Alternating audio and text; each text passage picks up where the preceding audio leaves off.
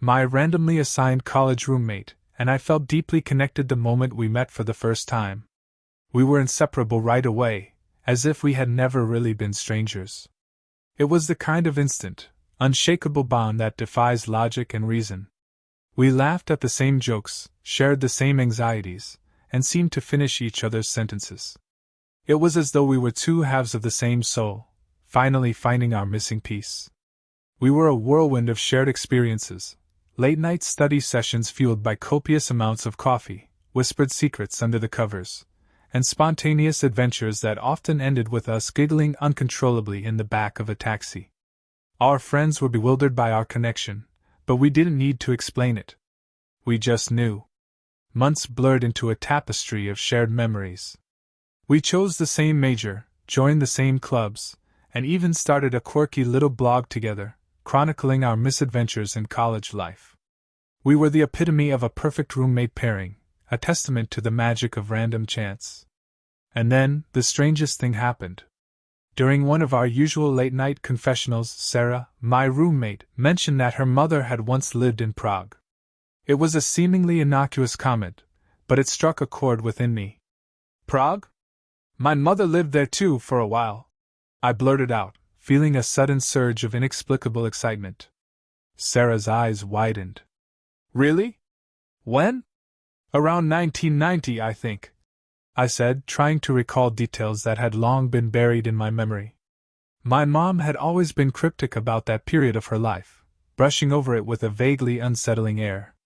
Sarah gasped. My mom was there then too. She was pregnant with me. A chilling silence descended upon us. We stared at each other, a sense of unease creeping into our usual jovial atmosphere. We immediately began digging through old photo albums, searching for clues, for anything that could confirm this bizarre connection.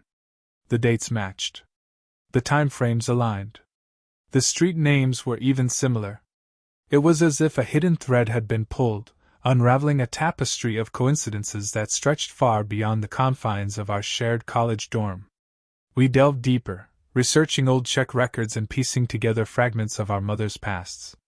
It was a bizarre, unsettling puzzle, with each piece revealing a new layer of strangeness. Our mothers had been pregnant at the exact same time, living on the same street in a foreign city. Both were there for reasons that seemed utterly inexplicable, unconnected to tourism or leisure. My mother, a renowned classical violinist, was in Prague for a highly secretive and short-lived collaboration with an enigmatic composer. Sarah's mother, a highly regarded geneticist, was working on a project that was reportedly classified as top secret. Both were tight-lipped about the details. My mother had always been evasive when I broached the subject, and Sarah had never pressed her mother for details, accepting her mother's occasional terse replies about a brief research project. The unsettling truth was that, despite working in completely different fields, their projects seemed to have a common denominator, an obscure, seemingly forgotten scientific program that had ties to the Czech government. The research and the project were both shrouded in secrecy, with online evidence being scarce and sketchy at best. It became clear that our mothers had been leading double lives, their reasons for being in Prague obscure and possibly dangerous. We were utterly unprepared for the kind of mystery we had just stumbled upon. The eerie coincidences didn't stop there. A couple of weeks before their due dates, both our mothers had inexplicably moved back to their respective countries, leaving Prague without a trace. It was as if they had been running from something, or perhaps towards something more sinister. The unsettling feeling of being watched intensified as we continued to dig. We started finding more and more subtle connections between our mother's projects and the mysterious program, hinting at something far beyond our comprehension. Our once joyful shared life was now shrouded in an unsettling, ominous air. We started experiencing a stream of unnerving coincidences. We'd see the same sequences of numbers, repeatedly hear the same obscure musical phrase from my mother's recordings, and both experienced vivid and bizarre recurring nightmares of flickering lights, cryptic symbols, and shadowy figures whispering in an unfamiliar language. The nightmares started to bleed into our waking lives. We found similar symbols on objects around us, seemingly innocuous things like a decorative tile, a fleeting graffiti in an alleyway, a strange marking in an old book we weren't sure we had even seen before. It was as if the symbols were appearing randomly, attempting to connect to our subconscious as if something, or someone, was desperately trying to communicate with us. The constant bombardment of obscure information and the creeping sense of dread began to take its toll on our mental well-being. Our laughter became rarer, our conversations laced with unspoken anxieties. We became hypersensitized to patterns, to symbols, to anything that seemed out of place. We tried to talk to our mothers about the Czech period, about our increasingly shared strange experiences, but they were both strangely evasive, refusing to elaborate or discuss it. My mother's initial concern quickly transformed into subtle warnings, delivered in hushed tones, encouraging us to mind our own business and to stay away from Prague. Sarah's mother became more distant, limiting her calls to Sarah, her responses brief and filled with uncharacteristic worry. We were left adrift in a sea of unanswered questions, our once unbreakable bond tested by the suffocating weight of this unsettling truth.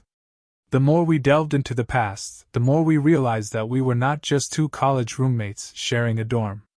We were bound together by a shared, inexplicable legacy, a legacy that seemed to be whispering secrets from the dark corners of the past and pulling us into a dangerous game.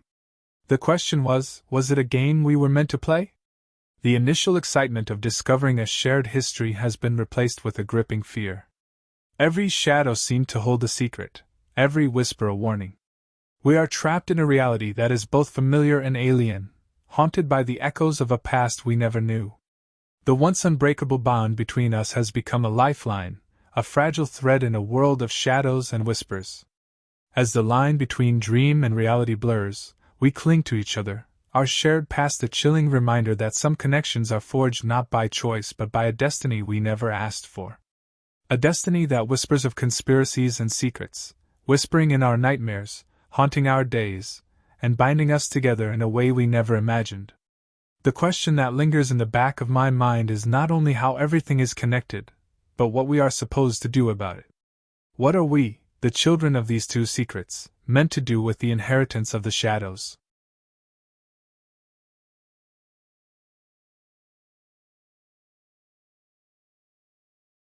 "2 years ago, I lived in a place where one particular tribe was known to practice witchcraft.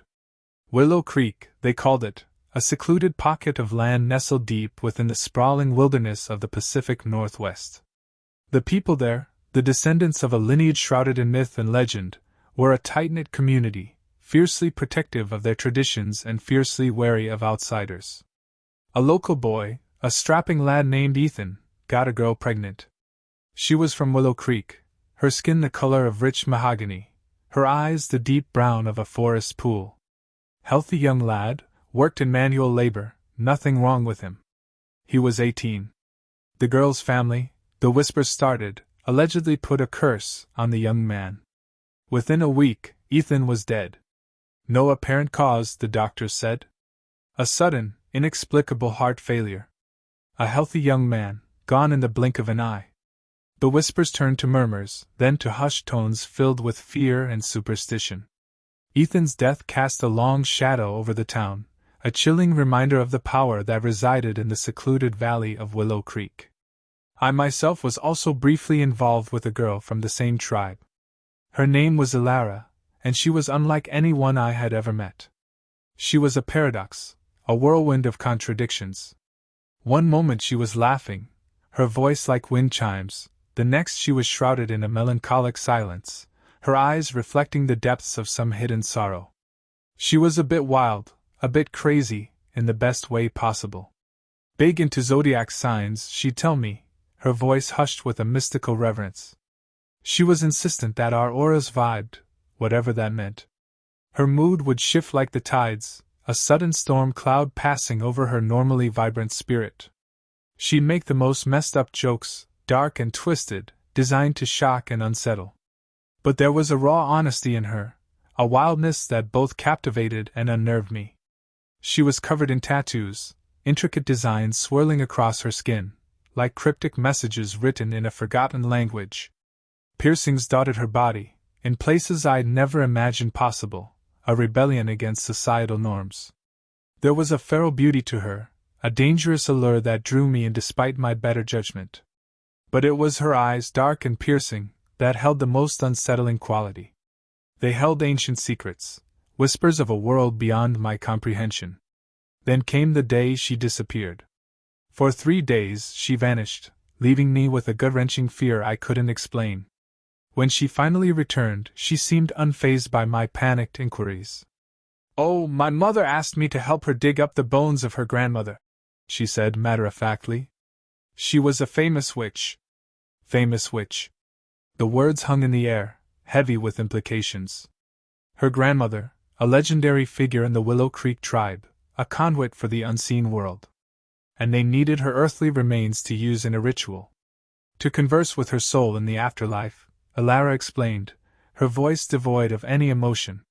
It was as if she was discussing the weather rather than a macabre ritual involving the exhumation of a deceased relative. I'm usually a pretty down-to-earth dude, a believer in science and logic. But Elara, she was different. There was an almost ethereal quality to her, a sense that she was somehow tethered to another realm. She was in this world, but somehow not of this world. It was a sensation that chilled me to the bone. I've seen some things I cannot explain, and maybe never will. Things that defied logic, things that made the hairs on the back of my neck stand on end. And for the first time in my life, I found myself questioning my own beliefs. I absolutely believe in the occult now, not because I wanted to, but because I had to. The more time I spent with Elara, the more I realized that her world was shrouded in a veil of mystery, a mystical tapestry woven with threads of ancient rituals and forgotten lore. She spoke of spirits and ancestors, of the interconnectedness of all living things, of a world where the boundaries between reality and the supernatural were thin and permeable. I started to notice things, small anomalies that I couldn't dismiss as mere coincidence. A sudden drop in temperature, a fleeting scent of wood smoke in the crisp air, the faint rustling of leaves when there was no wind. One night, under a sky heavy with stars, Elara took me to a clearing nestled deep within the forest. A circle of stones lay in the middle, each one etched with intricate carvings that seemed to pulse with a faint, inner light. It was an ancient altar, she explained, a place where her ancestors had communed with the spirits. As we stood there, a sense of unease settled over me. The air crackled with an unseen energy, and I felt a prickling sensation on my skin, as if I was being watched. Elara closed her eyes, her hands outstretched, and began to chant in a language I didn't understand. Her voice, normally melodic, took on a strange, guttural quality, resonating with a primal power that sent shivers down my spine. The air grew colder, and the shadows around us seemed to deepen, twisting and contorting into grotesque shapes. I felt a surge of adrenaline, a primal fear that made my heart pound in my chest. Suddenly, the forest around us came alive. The trees swayed and groaned, their branches reaching out like skeletal fingers. Shadows danced in the periphery of my vision, flickering like unseen flames. I heard whispers, barely audible, carried on the wind, voices that seemed to come from all directions at once. They spoke of ancient pacts, of forgotten gods, of destinies woven in threads of blood and bone. I tried to speak, to ask Elara what was happening, but the words died in my throat. A wave of nausea washed over me, a chilling sensation that made my stomach churn. I felt a presence, a malevolent entity lurking in the shadows, its gaze fixed upon me. I could sense its chilling intent, a sinister purpose that sent a wave of terror through my body. Elara opened her eyes, her irises glowing with an unnatural light. A chilling smile spread across her lips, and she whispered my name, her voice laced with a disturbing melody. I was frozen, trapped in a nightmare I couldn't wake from. The whispers intensified, swirling around me like a vortex of despair. They spoke of promises, of sacrifices, of a path I was destined to walk, a path that led away from the world I knew, into a realm of shadows and secrets. The air grew thick with a suffocating presence, a crushing weight that pressed down on my chest. I tried to step back, to escape the encroaching darkness, but my legs wouldn't obey. I was rooted to the spot, my body paralyzed by an unseen force. The shadows closed in, their tendrils reaching out to ensnare me. I felt a chilling touch, a spectral hand that brushed against my cheek, sending a shiver of terror through my body. I squeezed my eyes shut, praying for it to end, for the nightmare to fade. But the whispers continued, their seductive melody weaving a hypnotic spell that threatened to consume me. I was lost, adrift in a sea of darkness, a prisoner in a world I never knew existed. Elara's voice echoed in my mind, a haunting lullaby that promised both ecstasy and oblivion. She spoke of a destiny that was mine, a fate that intertwined with her own, with the very essence of Willow Creek. And as the shadows closed in, extinguishing the last vestiges of my sanity, I knew that I was no longer just a visitor in her world. I was a pawn in a game far older than time itself, a player in a macabre drama that would determine my fate and the fate of many others. The whispers continued, a haunting song that will forever echo in my mind, a chilling reminder of the darkness that dwells within the heart of Willow Creek, a darkness that I had glimpsed, a darkness that I may never escape. The memory still chills me to the bone 2 years later. I left Willow Creek shortly thereafter and haven't looked back. I've tried to forget, to rationalize it all away as delusion, as a product of a young man's overactive imagination. But the memories remain, vivid and unsettling. The whispers of Willow Creek never truly fade, always lurking just beneath the surface, waiting for the right moment to resurface, to remind me of the thin membrane that separates our world from the unseen, the occult, the truly unsettling. And in the quiet moments, when the world is shrouded in darkness, I can still hear them, faint and insidious, the chilling whispers of a world I never wanted to know.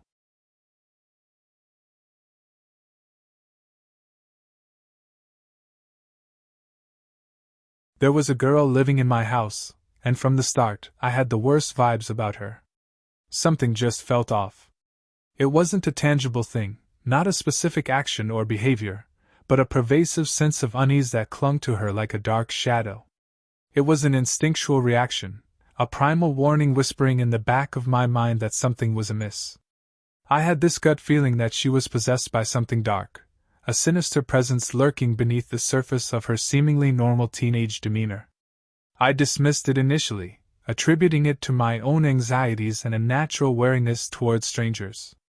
But the feeling persisted, growing stronger with each passing day. She was a quiet girl, introverted and withdrawn. Her eyes were always slightly vacant, her gaze unfocused, as if she were staring through me rather than at me. She rarely spoke, and when she did, her voice was soft, almost ethereal, devoid of any warmth or genuine emotion. Her laughter, when it came, was a chilling, brittle sound that sent shivers down my spine. I tried to be welcoming, to make her feel comfortable in our home. I offered her food, engaged in polite conversation, did everything a good host would do. But my efforts were met with a cold indifference that only deepened my unease. It was as if she was incapable of reciprocating genuine human interaction, like a porcelain doll mimicking the motions of life without truly understanding them. Then came the nights. The first few weeks were uneventful, but then, the odd occurrences began. Objects would move on their own, doors would creak open and shut in the dead of night, and I'd wake up to the distinct sensation of being watched. At first, I chalked it up to a drafts and an overactive imagination, but the incidents became more frequent, more unsettling. Shadowy figures flickered at the edge of my vision, whispers echoed in the stillness of the night, and a pervasive sense of dread began to consume me. And then I heard her. One night, I lay in bed, half asleep, when I was jolted awake by a series of guttural sounds emanating from the room adjacent to mine. It was her room. I strained my ears, trying to decipher what I was hearing. It wasn't a language I recognized, not any earthly tongue. It was a cacophony of harsh, rasping sounds, a guttural symphony that seemed to scrape against my very soul. It was a demonic tongue, a chorus of darkness, and it sent chills racing down my spine, a primal fear clamping down on my throat. I couldn't shake the image of those sounds, the memory of that horrifying night. I started researching, delving into the obscure corners of the internet, looking for answers. And that's when I stumbled upon it, a collection of texts and articles detailing various demonic dialects, and there it was, a description that matched what I'd heard. It was legit demonic language, a chilling confirmation of my worst suspicions. Days turned into nights, and the nights were filled with mounting dread. The girl's behavior became even more erratic, her silence punctuated by bursts of manic energy. She would disappear for hours, only to reappear with her eyes glazed over, a look of detached madness in their depths. I felt a sense of impending doom settle over me, a constant awareness that something truly sinister was at play. One night, I succumbed to a nightmare so vivid, so terrifying, it felt like a portal into another realm. I was in a pitch-black room, the kind of absolute blackness that suffocates and consumes. I was utterly alone, a solitary figure trapped in a void of fear. And then I saw them. A horde of grotesque figures, twisted and misshapen, with eyes that burned like embers in the darkness. They were demons, their forms shifting and contorting, their presence exuding a miasma of raw malice. They were coming for me, their gnarled claws reaching out, their guttural growls echoing through the void. My heart hammered against my ribs like a trapped bird, a frantic drumbeat in the silence of the night. I knew I had to do something, anything to fight back against this encroaching darkness. I started praying, desperately, fiercely, calling upon the power of the divine. I prayed to Yhwh, the God of the Hebrews, the ancient name, the powerful name, the name that resonated with creation and destruction. As the prayer poured from my lips, a surge of energy pulsed through me. It was a blinding, searing light, a radiant force that erupted from within me, bathing the nightmarish room in a celestial glow. The demons recoiled, their forms flickering and shimmering as if they were repelled by the light. They let out piercing shrieks, sounds of anguish and fury, and then they scattered, scrambling away like cockroaches fleeing a bright light. They couldn't get away fast enough. I awoke in a cold sweat, my heart still thundering in my chest. The room was plunged in darkness, the only illumination coming from the pale moonlight filtering through the window. But then I noticed it. Her room was lit up. The light was on, a stark contrast to the surrounding darkness. It was way past midnight, yet she was awake. A cold dread settled in my stomach. I knew what it meant. The demons had gone straight to her, their fury focused on the one who had dared to challenge them. And then I heard it. A loud, angry thud, like a fist connecting with a solid surface. It was a punch, a raw display of anger and frustration. It came from her room. I knew it was her. She was enraged, her body a vessel for the fury of the demonic entities I had chased away. Something had happened, something significant. The experience had changed her, intensified the darkness that already resided within her. And I couldn't shake the chilling realization that she was now inextricably tied to whatever dark thing had come after me. The days that followed were a blur of unease and fear. The girl's behavior worsened, her once quiet demeanor replaced by a volatile mix of aggression and withdrawal. She lashed out at me, her voice a guttural hiss that sent shivers down my spine. She would stare at me with those vacant eyes, a malevolent glint in their depths, a twisted smile playing on her lips. It was like looking into the abyss, and the abyss was staring back. I knew I couldn't stay in that house any longer. The darkness that clung to the girl, the darkness that had manifested in my nightmare, it had seeped into the very walls, poisoning the air with its malevolent whispers. I packed my bags, leaving behind a home that had become a battlefield between light and darkness. As I drove away, I glanced back at the house, and I saw her standing in the window, silhouetted against the fading light. Her eyes were fixed on me, and I knew, with a certainty that chilled me to the bone, that she was waiting. She was waiting for me to return. The memory of that night, the demonic tongue, the nightmare, the light, and the girl's subsequent rage, it haunts my days. It's a constant reminder of the thin veil that separates our world from the darkness that lurks just beyond, of the unseen forces that can influence our lives in ways we can never fully comprehend. It's a lesson learned, a harsh and terrifying reminder that some battles are not meant to be won, some shadows are not meant to be banished. And sometimes, the only escape is to run.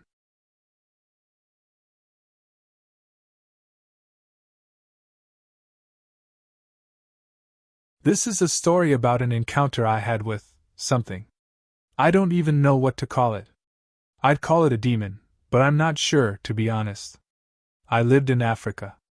I can't tell you where, but it's a very undeveloped nation, and a lot of places don't have much contact with the outside world.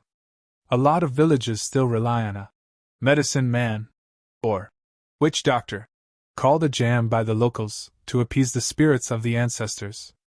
Witchcraft and spiritualism are really common, and this story is about my experience with one. So one week, I decided to go on a trip out to a village with some friends of mine, to get community service hours for school. We needed the hours to graduate, but I wish I had never gone. When we got to the village, all the people were really wary of us.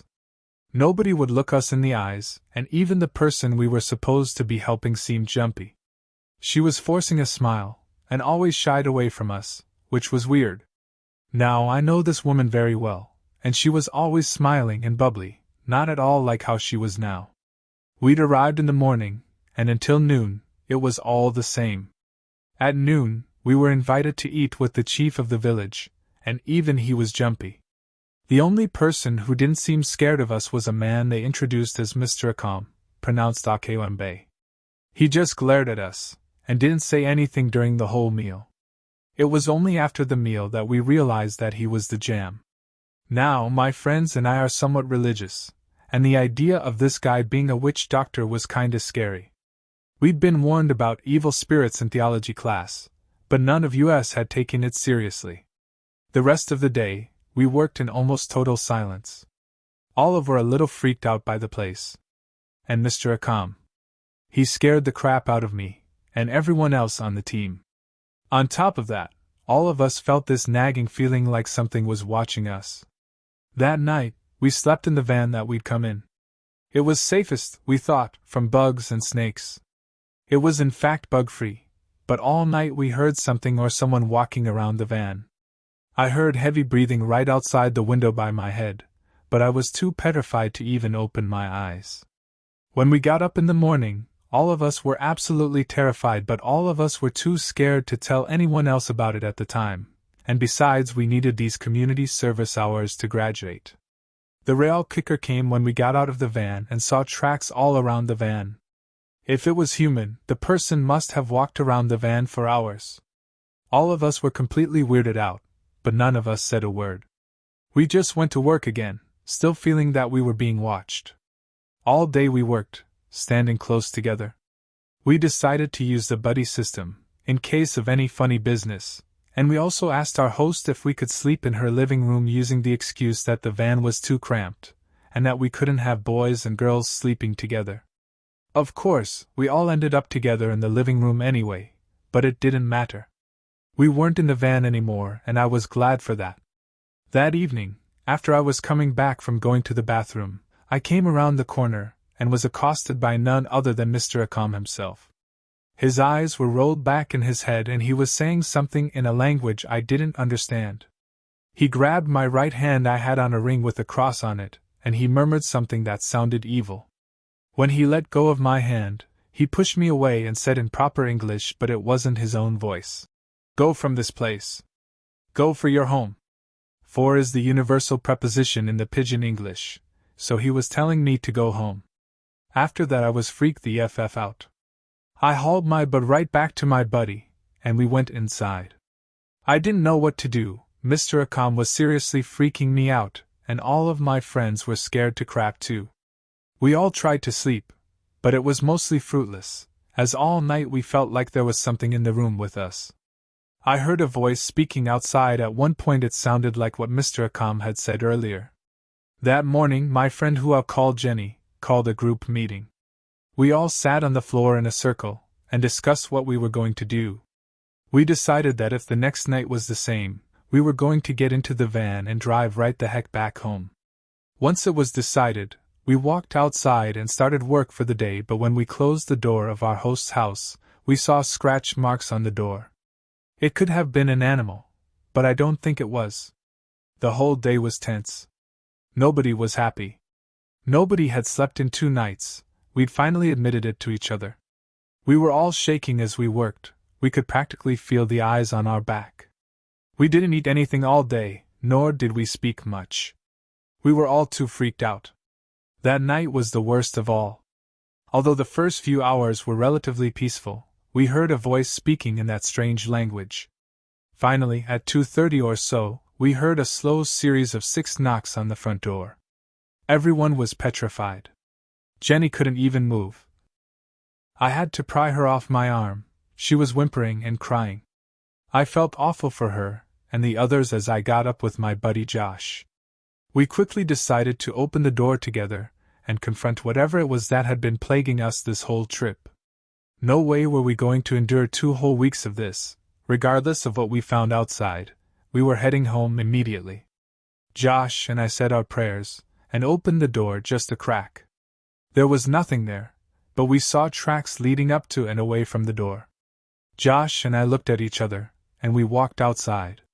The tracks lead through the village. They were easy to track in the thick mud, but we figured they'd be gone by morning, which is why we hadn't seen any before. The air was uncharacteristically cold for Central Africa, and Josh and I stood really close as we approached the house the tracks lead to. The sign outside had a skull symbol on it, and a name over the open door. Surprise, surprise, it was Mr. Akam's house. We walked up to the door and pushed it open. There, in the center of the one-room house, was the most terrifying thing I had ever seen. I don't even know how to describe it.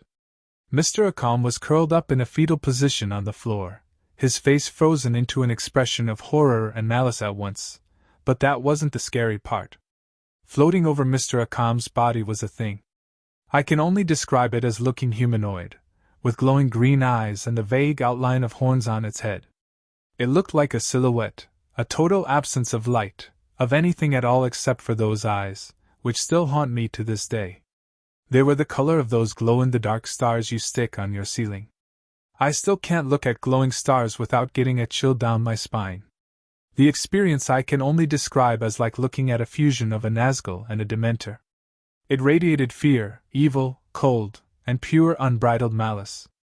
Imagine the most terrified you have ever felt, now multiply that by 100,000. It was that bad. All the time there was that voice chanting some spell. The words sounded purely evil, like black speech from the Lord of the Rings. In the dark, I still hear the echoes in my head. Well, by this point Josh and I had seen enough to know I think that Mr. Akam was possessed, and this thing that was now staring at us was demonic in origin. Josh and I both screamed, "Jesus!" at the same moment, and I don't know if that name protected us or if the demon shut the door, but the door shut all right, and Josh and I both ran like bats out of hell. We got back to the house where we were staying, and we wasted no time in grabbing what things we considered important and fleeing in terror. All 8 of us, Josh at the helm, sprinted back to the van, got in, and pieced right out of there faster than a cockroach when the lights turn on. We made it back home at about 6 in the morning, and when we explained just what the hell happened, everyone who heard told us we were right to flee. I still don't know what I saw back there in Macauland, the part of the country inhabited by the Maka people, whether it was a demon, a vengeful ghost, or the devil himself, but even as I write this I can still hear the echoes of the fell voice that came from Mr. Akam's house that night. Witchcraft is real. I don't doubt that some power protected us, or we all would have died or been possessed. Whatever it was, I hope I never have to face it again. And may God save me if I ever end up in the same country as Mr. Akam again.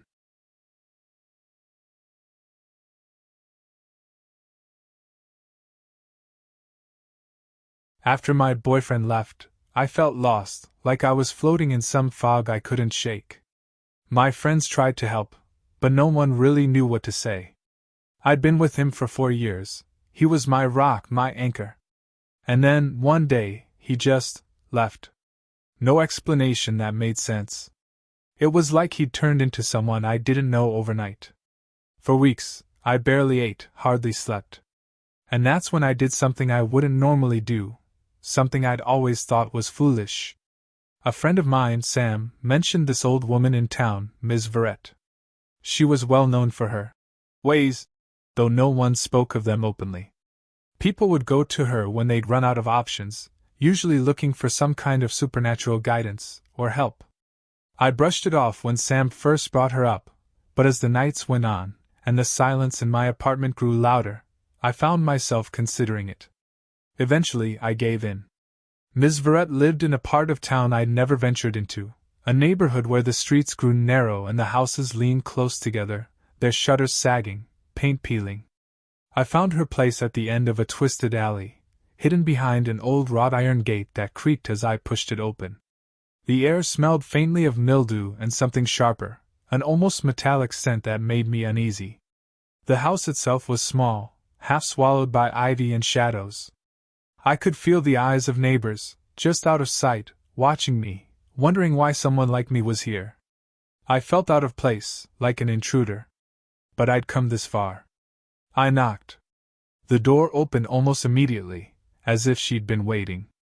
Ms. Verrett was older than I'd expected, probably in her 70s, but her eyes were sharp, alert, and strangely intense. She looked at me with a knowing expression, as if she already understood why I was there. Without a word, she led me inside. The interior of her home was dimly lit, cluttered but meticulously organized. Dried herbs hung in bunches from the ceiling, and shelves were filled with old books, jars of powders and strange objects that glinted in the candlelight. She gestured for me to sit, and I took a worn chair across from her. The air was thick, heavy with the scent of sage and something else, something darker. She didn't ask me any questions, just watched me, her gaze unblinking. Finally, after a long silence, she said, "I can tell you're hurting. I can help ease it. But sometimes opening certain doors means we can't close them again." Her words sent a chill through me, but I couldn't turn back now. I'd already decided I was willing to take the risk. I told her everything, from how he'd left without warning to the nights I lay awake, feeling like there was something unfinished, some missing piece. She nodded as I spoke, her expression never changing. When I was done, she got up slowly and disappeared into another room. I heard the sounds of glass clinking and paper rustling before she returned, holding a small, worn cloth pouch and a black candle. She handed them to me, her hand lingering over mine for a moment longer than felt comfortable. Her skin was cold, almost clammy. "This," she said, gesturing to the pouch, "you'll place under your pillow for 3 nights. And this candle," she lifted it carefully, "you light each night and let it burn down completely. As you do, think of him, focus on him. But remember, be careful what you wish for." Her warning clung to the air, and though it unsettled me, I thanked her and left. Walking back home through the deserted streets, I felt the weight of the pouch in my pocket, heavier than it should have been, and the candle, smooth and cold in my hand. That night, I did exactly as she said. I placed the pouch under my pillow and lit the candle on my bedside table. I lay there, staring at the flame, trying to focus on him, on the life we'd shared, on the way he'd left. The flame danced, casting long shadows across the walls, and as I stared, I felt myself slipping into a kind of trance. The next night, I repeated the ritual. This time, the air in my bedroom felt different, thicker, harder to breathe, as if the walls were closing in on me. The candle burned low, and I swore I heard faint whispers, almost too soft to catch. My name, or something like it, murmured from a distance, echoing through the silence. I told myself it was just my imagination, maybe some subconscious part of me clinging to hope. But the unease lingered long after the candle had burned down, and sleep was elusive. By the 3rd night, I was almost afraid to go through with it. I felt like I was stirring something up, something I didn't understand. But I'd come this far, and curiosity, or desperation, got the better of me. I lit the candle, placed the pouch under my pillow, and lay down, closing my eyes, waiting. It was then that I heard it, clearer this time. My name, whispered right next to my ear. My heart pounded as I opened my eyes, scanning the room. The candle flame flickered wildly, casting shadows that seemed to shift and stretch. I sat up, my skin prickling, and that's when I saw it. Just at the edge of my vision, a figure standing in the far corner of the room. It was him, at least, it looked like him. But something was wrong. His skin was pale, almost gray, and his eyes held a hollow emptiness. He stood there, unmoving, staring at me. My body went cold, every instinct screaming at me to run, but I was frozen, trapped under his gaze. As I watched, he slowly raised a hand, reaching out to me, and his mouth opened, but no words came out. Instead, there was a silence so thick it felt like it was pressing down on me, suffocating me. I couldn't breathe, couldn't move, only stare as he inched closer, his expression twisted, hollow. Then, as suddenly as he'd appeared, the candle went out. Darkness swallowed the room, and I was left gasping, reaching blindly for the light switch. When the lamp flickered on, the room was empty. He was gone. But the air was still heavy, charged with something that felt like dread, like a warning. I didn't sleep the rest of the night, too afraid to close my eyes, too shaken to trust what I'd seen, or thought I'd seen. I left Ms. Verret's pouch on the doorstep of her house the next day, not daring to knock, just wanting it as far away from me as possible. For weeks after, I couldn't shake the feeling that he was still there, lingering at the edge of my vision, watching. Sometimes, late at night, I'd hear faint whispers, barely there, like a breeze moving through an empty room. I don't know if it was him or something else, but one thing was clear: whatever door I'd opened that night had not fully closed.